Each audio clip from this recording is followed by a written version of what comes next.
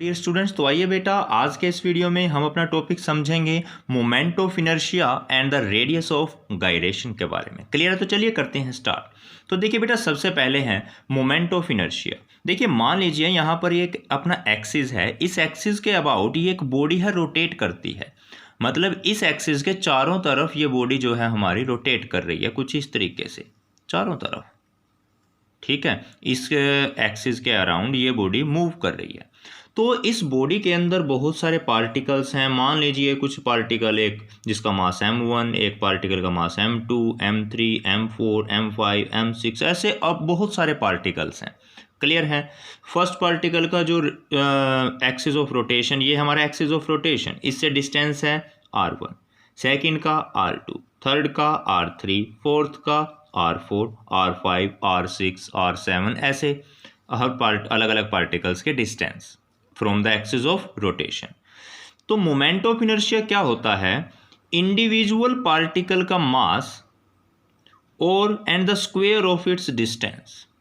मास particle का और उसकी मल्टीप्लिकेशन कर दी है square of its distance from the axis of rotation. फिर प्लस में सेकंड पार्टिकल का मास एंड द मल्टीप्लाई में square of the distance, plus third particle का mass and square of its distance. उन सभी को ऐड कर दो तो हमारे पास जो आए क्वांटिटी आती है उसको बोलते हैं मोमेंट ऑफ इनर्शिया। सिंबल है उसका आई। क्लियर? अब एक बार इसी को दोबारा डिफाइन करते हैं। मोमेंट ऑफ इनर्शिया, या सिंपली बोलें तो rotational inertia of a body about a given axis of rotation is defined as the sum of, ये क्या है? सम। किसका सम है? The products of mass of the particle and the square of its distance from the axis of rotation. Clear है बेटा? तो इस quantity को बोला जाता है मोमेंट ऑफ इनर्शिया। अच्छा, तो अब देखिए इसको शॉर्ट में हमने लिख दिया summation I equal to 1 to n MI/RI। देखिए आई की वैल्यू जब 1 होगी तो m1 r1 का स्क्वायर, फिर प्लस आई की वैल्यू 2 होगी तो m2 r2 स्क्वायर, और m3 ऐसे ही up to mn rn square. जब इसको ओपन करेंगे तो यही आने वाला है। क्लियर? अब मास की यूनिट किलोग्राम और डिस्टेंस की मीटर, यहाँ स्क्वायर है तो स्क्वायर, तो इसकी ऐसा यूनिट है किलोग्राम मीटर स्क्वायर। ऐसे ही CGS यूनिट रहेगी ग्राम सेंटीमीटर स्क्वायर। तो ऐसे ही आप डायमेंशनल फॉर्मूला भी निकाल सकते हो। तो क्लियर है बेटा? आई होप कि आपको यहाँ तक समझ में आ चुका होगा। लेकिन अभी ये जो मोमेंट ऑफ इनर्शिया है हमने मैथमेटिकली समझ लिया है कि ये क्या है, लेकिन what is it's physical significance? ये है क्या चीज है, किस बला का नाम है आखिर मोमेंट ऑफ इनर्शिया? तो देखिए बेटा, जरा समझने की कोशिश करते हैं। देखिए जैसे कि लीनियर मोशन के अंदर आपने इनर्शिया पढ़ा था। क्या पढ़ा था? इनर्शिया। तो लीनियर मोशन के अंदर एक प्रॉपर्टी होती है बॉडी की, to oppose the change of its state of linear motion, जिसकी ऐसी प्रॉपर्टी जिसकी वजह से बॉडी अपने मोशन की स्टेट को जब वो अपोज चेंज होने से रोकती है। हाँ, कोई भी बॉडी अपने मोशन की, लीनियर मोशन की स्टेट को चेंज होने से रोकती है, उसी प्रॉपर्टी को बोला जाता है इनर्शिया। जैसे लीनियर मोशन में इनर्शिया होता है वैसे ही रोटेशनल मोशन में भी इनर्शिया होता है, जिसको हम बोलते हैं moment of inertia. Similarly in the rotational motion a body has the property to oppose the change of its state of rotational motion. जैसे लीनियर मोशन की स्टेट को अपोज करना इनर्शिया होता है, वैसे रोटेशनल मोशन की स्टेट में change होने को रोकना, वो प्रॉपर्टी क्या होती है? Moment of inertia. क्या बोलते हैं उसको? मोमेंट ऑफ इनर्शिया या फिर रोटेशनल इनर्शिया।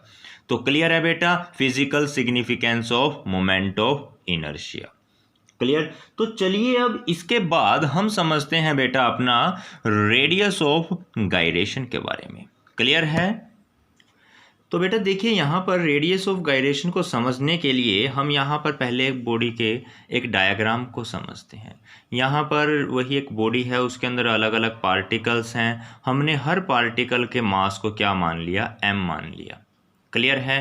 तो इस जो ये पॉइंट्स हैं, मान लीजिए इस बॉडी का सारा मास इस पॉइंट पर कंसंट्रेट कर रहा है, तो इस पॉइंट को हमने नाम दिया पी पॉइंट। क्लियर?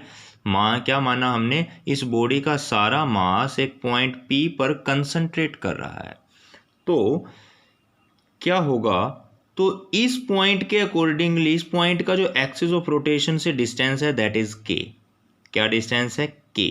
तो इस पॉइंट के अकॉर्डिंगली जो बॉडी का मोमेंट ऑफ इनर्शिया आएगा, क्या आएगा, इस क्या मोमेंट ऑफ इनर्शिया, और जो बॉडी के देखिए एक्चुअल डिस्ट्रीब्यूशन पार्टिकल का, कोई यहाँ है, कोई यहाँ, कोई यहाँ, कोई यहाँ, अलग अलग जगह पार्टिकल डिस्ट्रीब्यूटेड हैं, उनकी हेल्प से जो हम मोमेंट ऑफ इनर्शिया निकालेंगे वो दोनों ही एक दूसरे के बराबर आएंगे।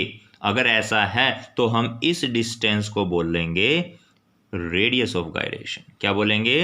Radius of gyration. जरा एक बार इसको समझाते हैं कैसे। देखिए जरा, यहां पर अलग अलग पार्टिकल्स डिस्ट्रीब्यूटेड हैं, इस पूरी बॉडी का मोमेंट ऑफ इनर्शिया क्या होगा, mr1² plus mr2² plus mr3² plus mrn²। सभी को हमने क्या किया, ऐड कर दिया, यानी कि जो मासेस का, पार्टिकल्स का एक्चुअल डिस्ट्रीब्यूशन है उसके हिसाब से जो मोमेंट ऑफ इनर्शिया आता है वो हमने निकाल लिया। क्लियर? अब इसमें टोटल n पार्टिकल है, तो n से मल्टीप्लाई n से डिवाइड, कोई फर्क नहीं पड़ने वाला यहाँ पर। अब देखिए, एक पार्टिकल का मास स्मॉल m था, तो n पार्टिकल का मास कितना होगा, उसको n से मल्टीप्लाई कर दिया, तो पूरी बॉडी का मास आ गया ना ये हमारे पास, that is capital M into N, that is M, total mass of the body. अगर एक पार्टिकल का मास m है तो पूरी बॉडी का मास कितना होगा, नंबर ऑफ पार्टिकल से मल्टीप्लाई कर दो उसको। अब डिवाइड में n था, वो एज इट इज बच गया। क्लियर? अब हमने यहाँ पर क्या माना था कि पूरी बॉडी का मास इसी पॉइंट पर कंसंट्रेट कर रहा है, तो हम इंडिविजुअल पार्टिकल का डिस्टेंस क्यों लें भाई बार बार, हम तो केवल इसी पॉइंट का डिस्टेंस लेंगे from the axis of rotation, और वो डिस्टेंस कितना है आपका, k। तो इसीलिए मोमेंट ऑफ इनर्शिया क्या हो गया, mk²। ये जो k है, इसी k को बोलते हैं रेडियस ऑफ गायरेशन। ठीक है? जिस पॉइंट पर पूरी बॉडी का मास कंसंट्रेट कर रहा है उसका distance from the axis of rotation, this is the radius of gyration. तो यहां पर mk²। अब यहाँ ये भी मोमेंट ऑफ इनर्शिया आया था एक्चुअल डिस्ट्रीब्यूशन से, और ये रेडियस ऑफ गायरेशन से आया, दोनों एक दूसरे के बराबर होते हैं, तो mk², और इधर से ये सारा हमने एज इट इज पुट कर दिया। m से m कैंसिल हो जाएगा बेटा, मास है, ये भी मास है, तो k² की वैल्यू ये आ जाएगी, तो हमें तो k चाहिए, तो इसका स्क्वायर हटाएंगे तो यहाँ अंडर रूट आ जाएगा। तो ये आ चुका है अपने पास बेटा रेडियस ऑफ गायरेशन। तो बताइए यहाँ तक आपको क्लियर हो गया? ओके, तो रेडियस है तो सिंपली डिस्टेंस ये भी, तो इसकी ऐसा यूनिट मीटर रहेगी, सिंपली क्या रहेगी, मीटर। अच्छा, आप देखिए जरा, यहाँ से आप i की वैल्यू mk², तो यहाँ से आप k² की वैल्यू निकालेंगे i/m, तो k की वैल्यू अंडर रूट i/m, ये आ गई वैल्यू। ये वैल्यू हमारे कहाँ से आई है, इस फॉर्मूले से आई है। तो क्लियर है बेटा, समझ में आया? तो ये था हमारा रेडियस ऑफ गायरेशन एंड, और जो इससे पहले हमने टॉपिक किया है। क्लियर है बेटा, समझ में आ चुका है? तो चलिए फिर मिलते हैं अपने नेक्स्ट टॉपिक के साथ नेक्स्ट वीडियो में। तब तक के लिए bye bye, thank you and have a nice day.